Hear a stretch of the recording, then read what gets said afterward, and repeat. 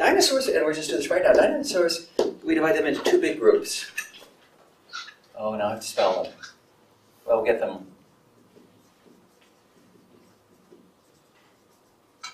A group called ornithischians. What's ornoth mean, the Greek word there, orno? Bird.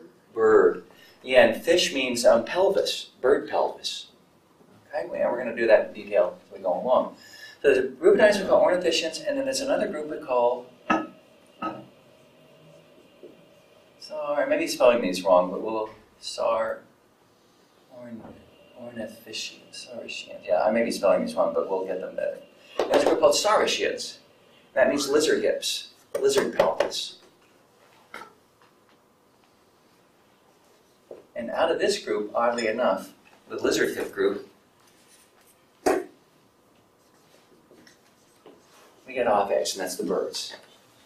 And actually, birds are a type of saurischian dinosaur. These are all extinct. These are all extinct. Ecodonts are extinct. And the only saurischians left are birds. Okay? So, this is where I want to, we'll do this today and Monday, this group here. I don't want to spend any more time on that. But, we've done all these other guys, so this is the amniotes. And does that look familiar? I hope it does. So, let's look at dinosaurs. Any questions? Any questions about the exam? Well, think of them. We'll come back.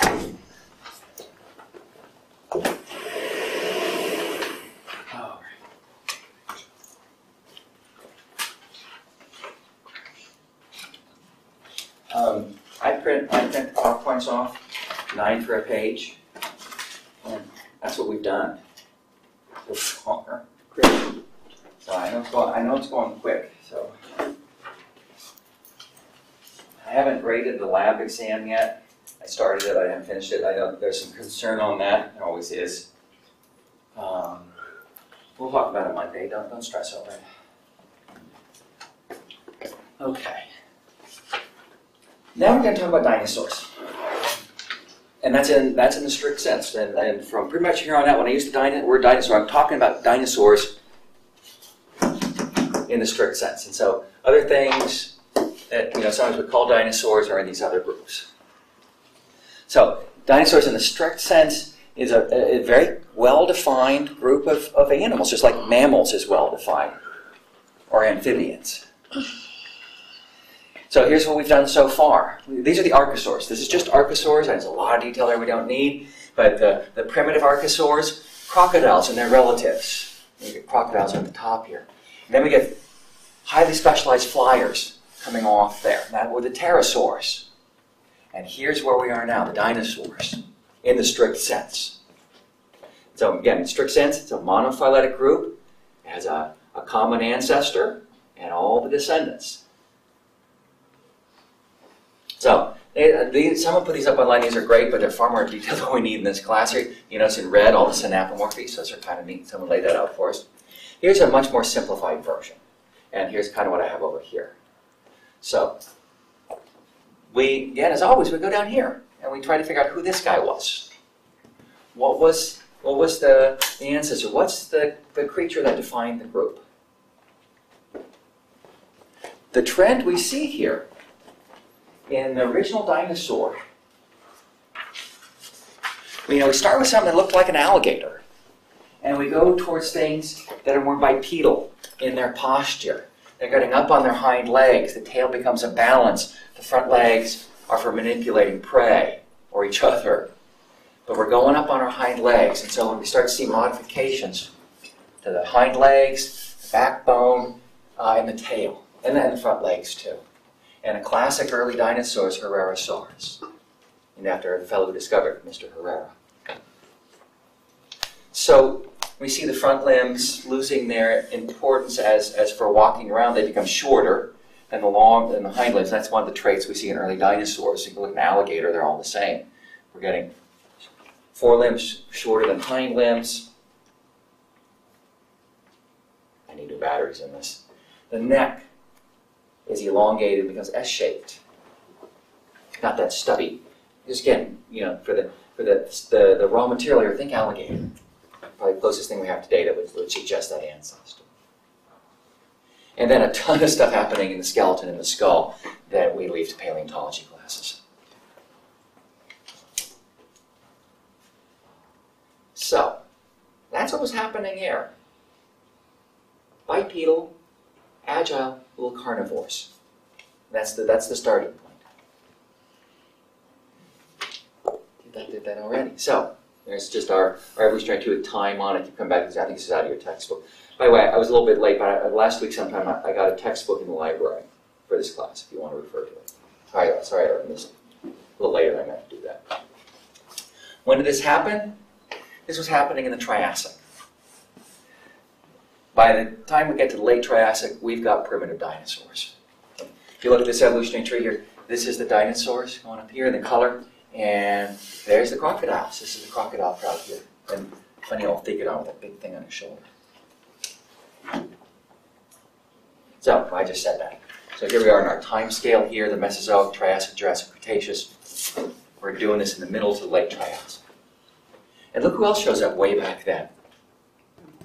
We think of mammals as a modern thing. Mammals are a very ancient group. It's just they were very, throughout the Jurassic and Cretaceous, mammals are pretty much hiding.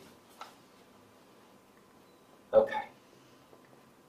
So, there's some sort of crocodilian or thecodont-like ancestor-like thing, and there's the primitive dinosaur. So we see this again and again. You've got a population, an evolutionary lineage that gets pushed or adapted. It's hard to find words that say they're not thinking, oh, I want to do this, but natural selection pushes them into a new niche. A new niche opens up, they take it, and they found a big group. That was a good way to go. This was something that was really working at that period in the middle of late Triassic, and that thing diversified, or that group diversified, that thing did. And one of the transitions we see here is in the ankle, hind limb.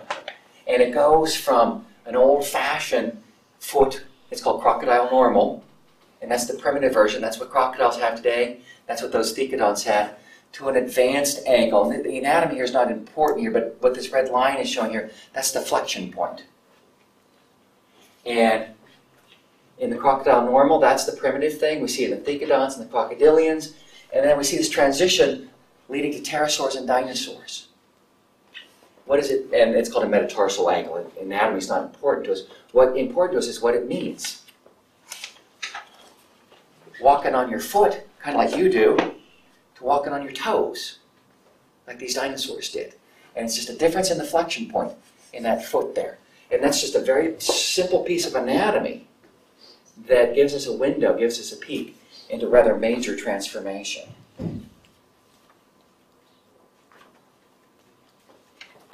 So, fossils are ferociously incomplete. That's one of the problems with fossils. And so some of these early dinosaurs, we might have a piece of a jaw, a couple of vertebrae, and some ankle bones. And well, if you get those ankle bones at this point in evolutionary history, that's what you want to see. So who was this animal? We have some candidates from the fossil record. Lagasuchus. Look, there's suchus. We're still thinking crocodiles here. Here's my example of a skull. We don't even have anything in the skull here, in the skeleton, but we've got that ankle. So this is a guy showing us that transition. What is that thing in the back? Which thing? On the incomplete skeleton, there's like that. This thing? Yeah. That's his ankle. Oh. That's his foot. Okay. UPLR. That's a museum. I'm not aware of what that abbreviation is. When you see these are catalog numbers. That's the catalog number for a natural history museum somewhere. I don't know what that museum is. I don't recognize that abbreviation. So again, here's some other ones here. Styracosaurus. Got some more pieces there. We're starting to see the pelvis there.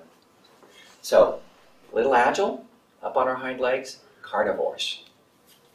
And Eoraptor. And there's raptor works its way into a lot of these scientific names. It doesn't always mean they're related, or certainly not related at all to like a velociraptor or something like that. Okay. But here we are. Smallish, agile carnivores trending bipedal. So it's kind of like an alligator gets up on its hind legs. That's the niche that we're going after here. Okay?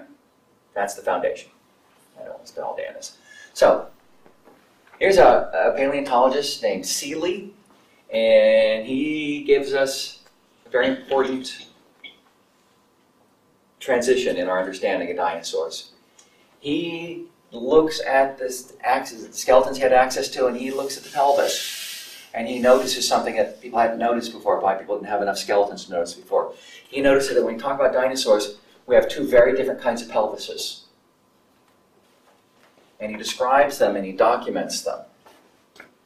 Two very different ways of arranging the bones in the pelvis. The functional details are not as important to us as the fact that they exist. And so he describes, he says, well, these define two different groups of dinosaurs. We had a big split here. One went this way, another went this way. And here's those words again, and maybe I spelled them right over there. He defines the ones that have pelvis like this as ornithischians, because this pelvis looks kind of like a bird pelvis, a modern bird pelvis. And then he looks at the pelvis here of another group of dinosaurs and calls these saurischians, because this kind of looks like a reptile pelvis, a lizard pelvis, a modern reptile. And from here on out, if you're a dinosaur, you're one or the other here. These two groups radiate. And it has to do with, the anatomy we don't need, but you can see the three bones. Your pelvis is fused tightly together, but there are three bones in it. And the ischium and the pubis are arranged differently in these two. So there you go. A lizard-hipped dinosaur and a bird-hipped dinosaur. And that gives us our two big groups. The Dinosauria, early agile carnivores, divide into these two major groups, Ornithischia and Saurisschia. And from here on out, that's where we are. We're talking about one of these two different groups. And you know, it's a funny little bit of irony. I don't know, irony is not a word, but the birds don't come out of the bird-hipped dinosaurs. The birds come out of the lizard-hipped dinosaurs. Well, something must have been working for that type of hip. Oh yeah. Well, both these groups very successful, and you know, one of them made it into modern times. So here's our evolutionary tree. Ornithischians, Saurischians. Most Saurischians are, well, all the big Saurischians are extinct, and we're left with birds. Keep in mind, birds are Saurischians.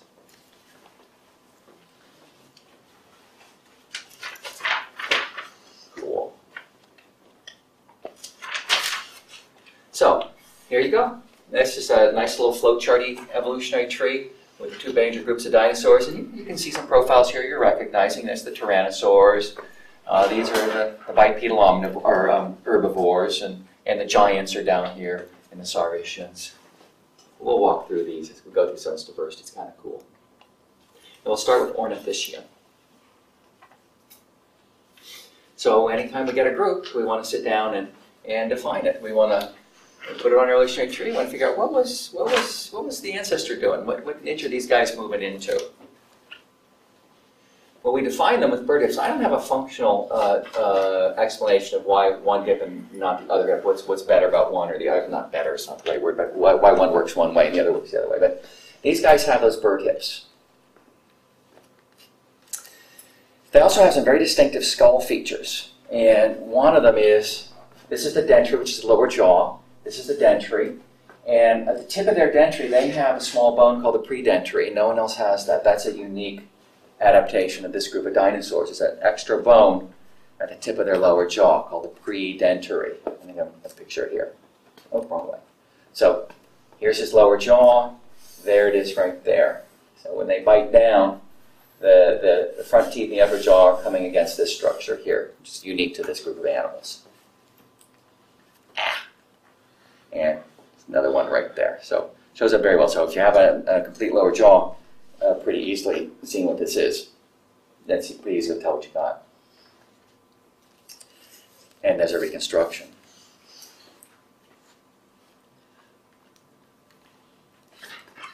There we go. Now, they come in, their ancestor comes up with a new niche. Up to this point, archosaurs have been carnivores. And all ornithischians are herbivorous. And that predentary is probably part of that. They're processing plant matter, and that was probably about a plant cropping and clipping mechanism in the front of their jaws.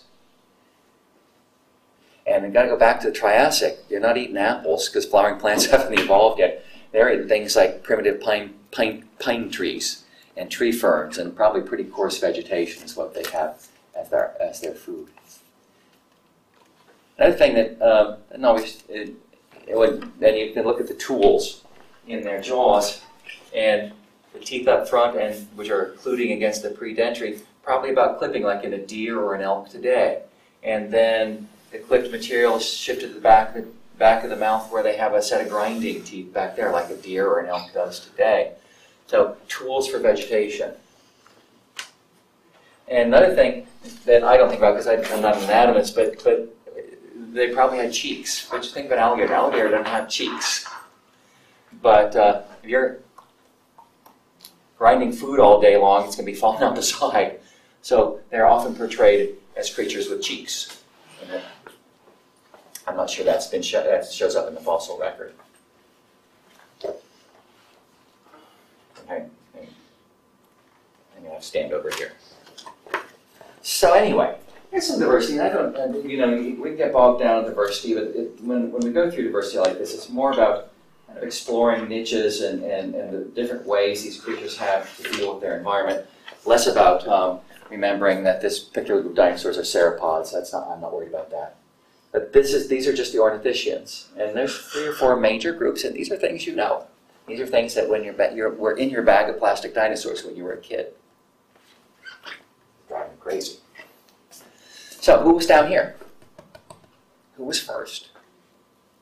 We got a handful of primitive groups. They got the awesome name of Fabrasaurs, and they show us early versions of the ornithischians.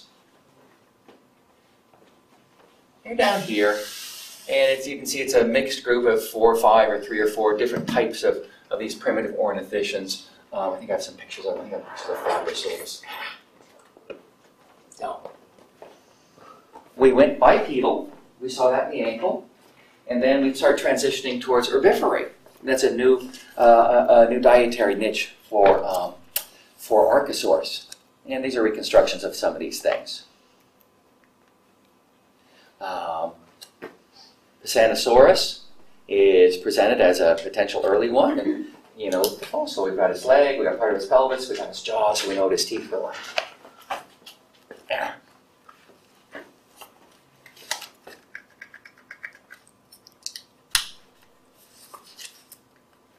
Nope. There we go. This, I was reading about this. This is the lower jaw and part of the upper jaw. The guy who found this did an experimental new technique for cleaning it, and he ruined it. That's why it looks so crappy. That's the kind of thing, you make a once-in-a-lifetime discovery and you wreck it. So anyway, look at this one. Look at the name of this one. Heterodontosaurus. What's hetero mean? What's dont mean? Dont is teeth. Dont is tooth. Hetero means different. And look at this guy. He's got those nice grinding teeth for plants, and he's got these cool canines up front. Different teeth. So here's moving up a bit into some of this diversity here. We got a crowd, right here. Look at there. Things started right here. Here's the primitive ones down here. Here you go. They're called thyrannophorans, and that refers to armor. These are some of those armored dinosaurs. The Greek is there just because I like the Greek. Shield dinosaurs are carrying a shield. And these are armored herbivores. There we go.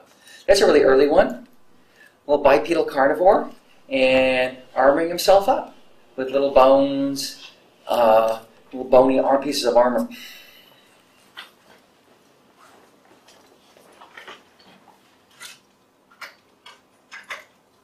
Maybe it's not blocked.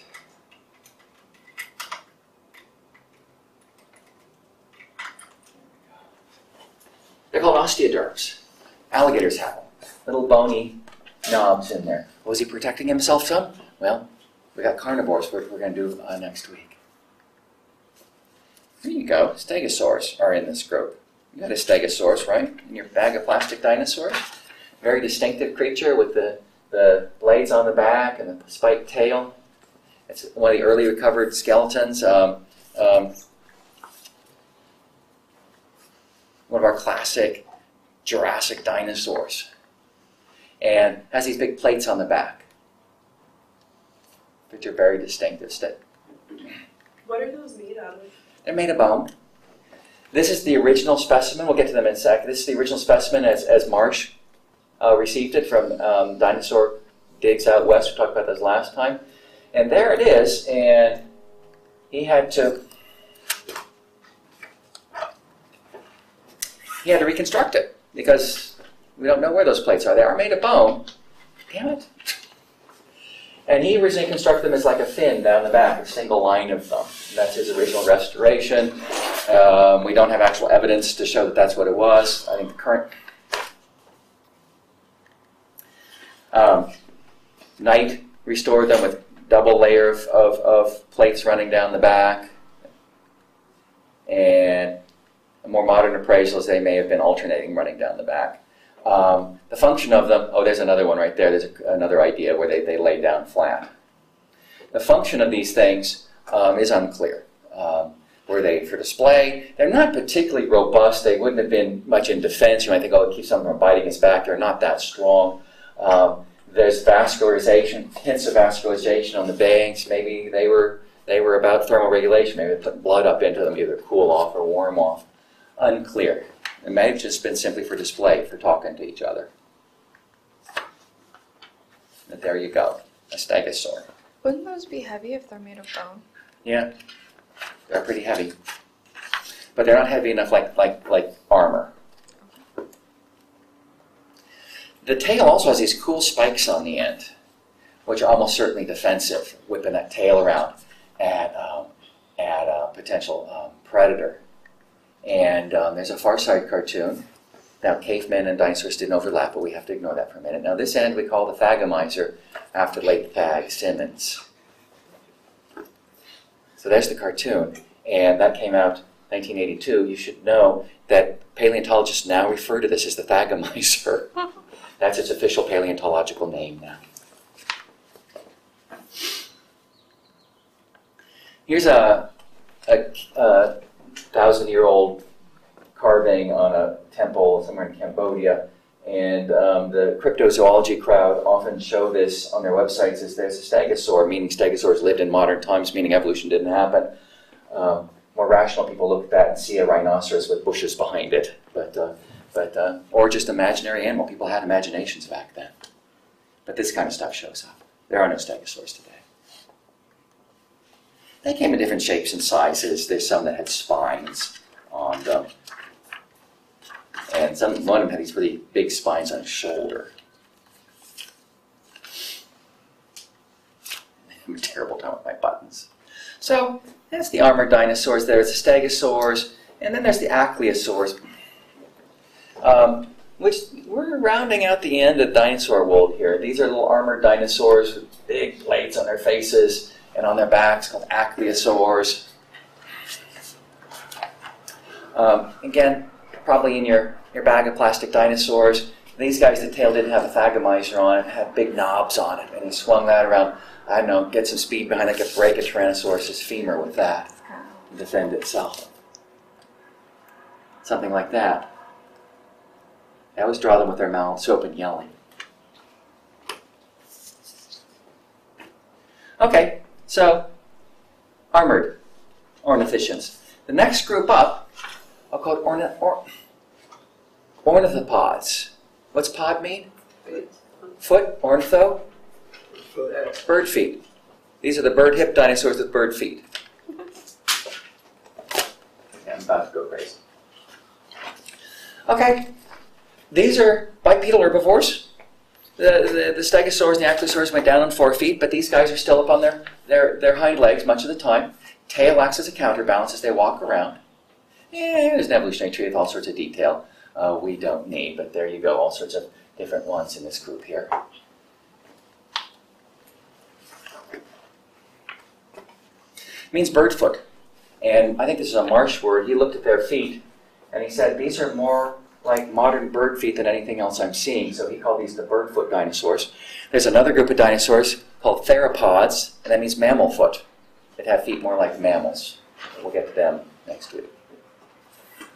So, these were herbivores, and when you look at the structure of the beak, we have a well-developed vegetation clipping structure. Again, we're not eating apples and fine vegetation. They're probably munching on gymnosperms, things with needles.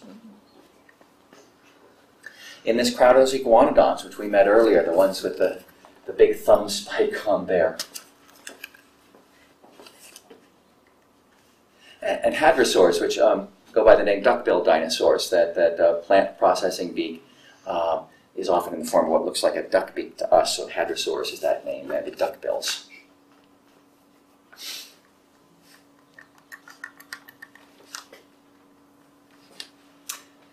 There's a classic one, Parasaurolophus. Parasaurolophus, and it's defined by this enormous crust on the top of the skull that it walked around with. And in this group of dinosaurs, there were a bunch of these big crusts on these hadrosaurs. And again, the question is asked, what were they for? Were they displays? Were they colored or just shaped nice to males talk to each other, males to attract females, females to respond? Where we have well-preserved ones, they appear to be hollow, which suggests another function, and that's in vocalizations. They were resonating chambers. When the dinosaur yelled, it processed the sound up here. So often in the movies we show dinosaurs yelling at each other. They probably did. Classic one is Maiasaura, that means mommy lizard or mother lizard. And this one was discovered with a nest full of nestlings.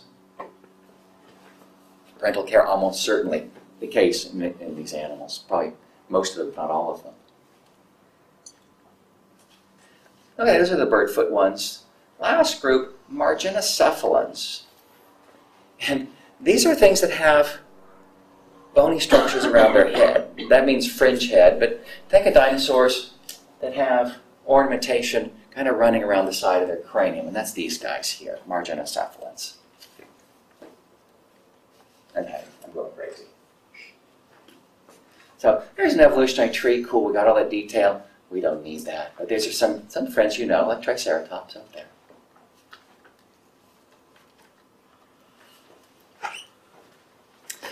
They come in two flavors. The Pachycephalosaurs are low-end ones. This means fathead. And these guys, the cranium, the top of the cranium has got a big, thick, bony dome on it. And look down here, though. We got a lot of fine teeth there, probably for shredding vegetation.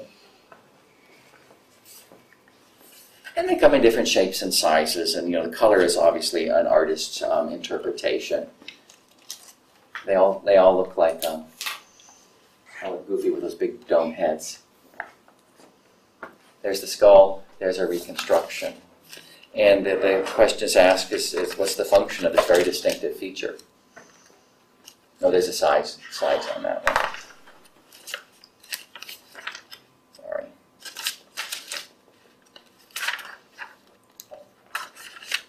What's the function? When we see a structure, we often like to assume there's a function to it, and there probably usually is. Different ideas have come up. Is it a defensive thing? Are they butting each other with them, or are they, butting other things with them, or are they butting each other in perhaps competition? And one thinking is this was a male-to-male competition thing, something like we still see today in certain mammals, where in order to attract females, they butt heads with each other. And that may be what Pachycephalosaurs were doing. Last ones are the ceratopsians, and ceros means horn. So ceratopsians are the upper end marginocephalans, and these are things you're familiar with. Things like Triceratops are in this crowd and its various relatives. So got the fringe around the head, and then they usually have horns of some sort or another on the front of their face. One distinctive feature is nice when we get that word synapomorphy. One distinctive feature is the bone of the jugal anatomy we don't need. These guys always has a horn on it or a projection.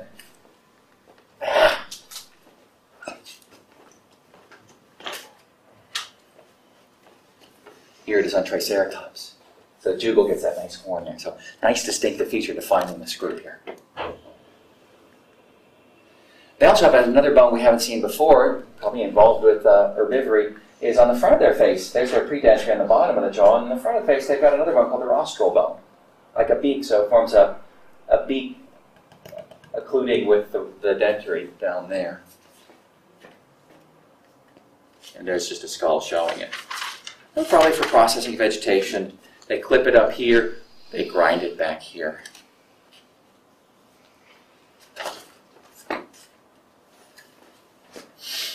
And there's a nice skull showing. That's great when we have complete skulls.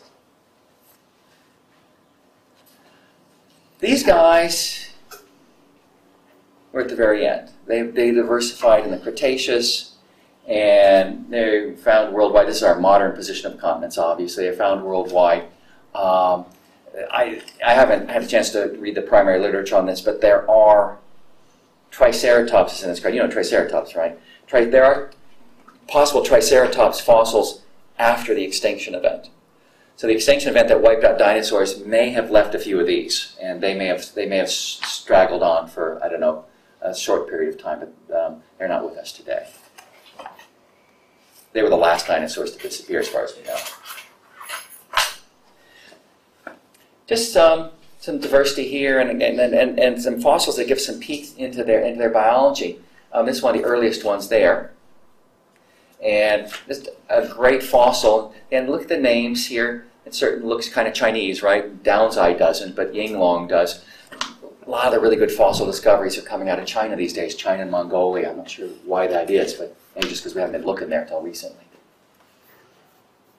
And there's a reconstruction. When you get a nice complete skull, you can try to put a face on it. Okay. This was a little puppy-sized dinosaur, Mongolensis from Mongolia, Sacosaurus, and there's all sorts of interesting things about it. One is, we have fossils that are so well preserved we get skin imprints and bristles. Look at this picture, we're going to focus in here. Bristles along the tail, and maybe there are other places too, but they're at least along the tail. Almost certainly made of keratin. Function? Unknown. But that's a pretty remarkable thing to be fossilized. And there's a reconstruction. Something like that may have been for display. May have been for camouflage in a grassland, maybe. Hiding in a grassland, don't know. Another thing we get from Sacosaurus is this beautiful fossil here. And right here, where his gizzard would have been, is a big mass of gastroliths. You know, the stones that sometimes birds and some dinosaurs would swallow, and they would act like grinding mills in their gizzard.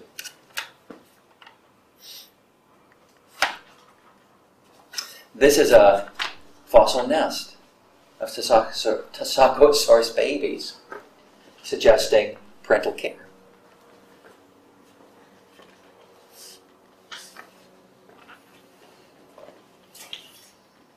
There we go. Look at this fossil nest here. Here's the babies, and then there's a much older one, but not an adult. So was multi-generational nesting going on? Was this another member of the colony tending the babies while the parents were away? We see that in some birds. Here it is in dinosaurs.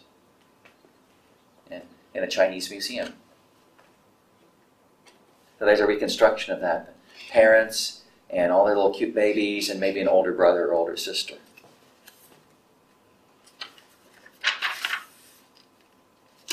Did that. Anyway, okay. So, the very tail end ones, the Neoceratopsia, a name we don't need, but this is the very end of this crowd here, and the frills become very elaborate, and the horns sometimes very large as well.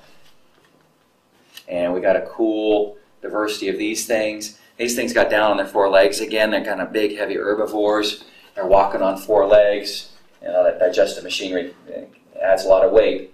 But they have these big, distinctive frills around their head.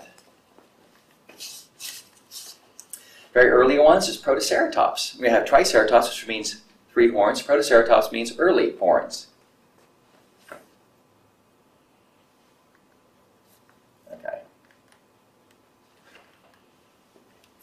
There's a nest of eggs, which are thought to be Protoceratops eggs from China, again. And there's a nest of babies. A big, horrible sandstorm comes along, and everyone gets buried. And we're really lucky to have found these things. This is an awesome fossil. This is Protoceratops fossilized in a death duel with a velociraptor. So the velociraptor was probably trying to eat this thing, and they got buried in a sandstorm. And that's the fossil, which is just remarkable. And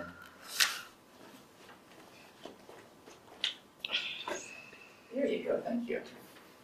Here's a reconstruction of that fossil, that last action of those two animals. I think that's kind of cool.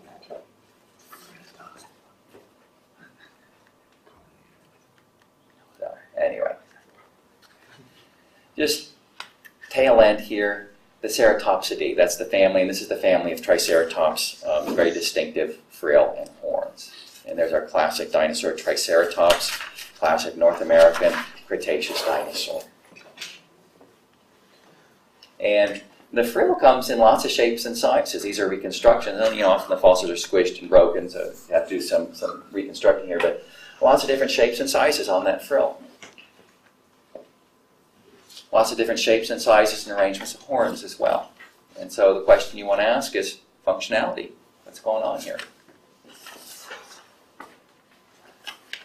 Was there display involved? Were these colorful animals? The shape and the arrangement certainly would have been distinctive and species would have recognized each other. Were they perhaps colorful like birds are today? Is there a difference between males and females? That's the problem with fossils. Sometimes you only get a couple. And you may not know if it's a male or a female. That doesn't always fossilize. You can't always determine from the skeletons, but there may have been male and female differences. You need kind of a population to make those kind of determinations. And you have living things. We often have 3 fossils of this thing, and we need 50 or 60 to make these kind of determinations. Again, we come back to thermoregulation. Were they moving blood through that, either to warm themselves up or cool themselves down?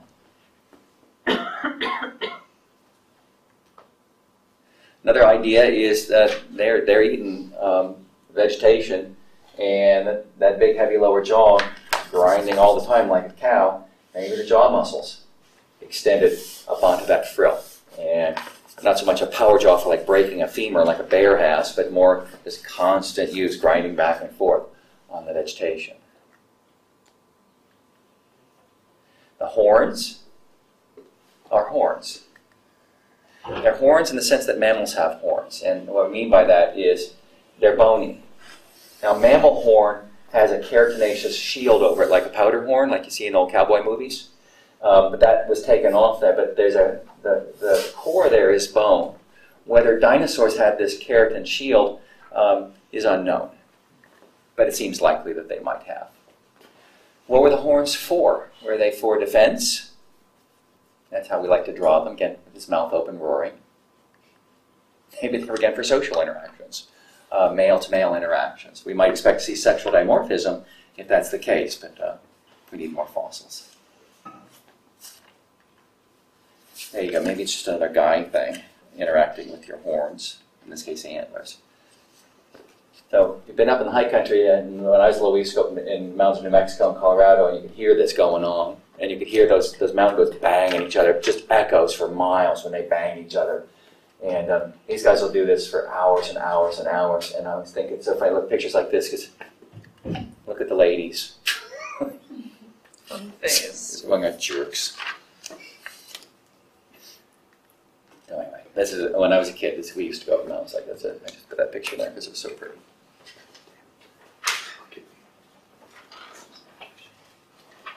So anyway, just one more here, kind of an odd one.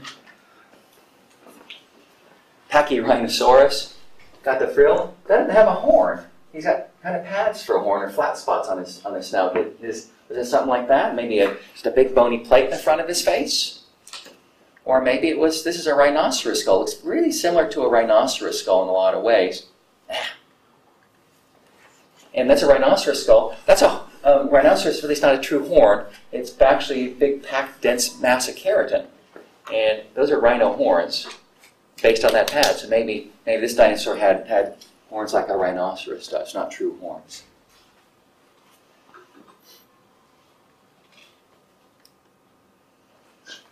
Random bits of biology. These are likely herd animals. There's fossilized trackways that suggest that. The parental care. The nesting evidence suggests they were likely herd animals, like elephants today or bison or things like that. This is a recent discovery. Titanoceratops. There's a scale there. A gigantic one. Probably in China, actually. Did they have bristles? We don't know. Some of them did, at least. Did they have feathers? Feathers show up in the next group of dinosaurs we look at. We don't know about them from this group here. Okay. So, that's these guys. Okay. The next group we want to handle, called the lizard-hipped dinosaurs, which again, I'm going to say it again, includes birds. And that transitions us nicely into birds. That's as far as I want to go today.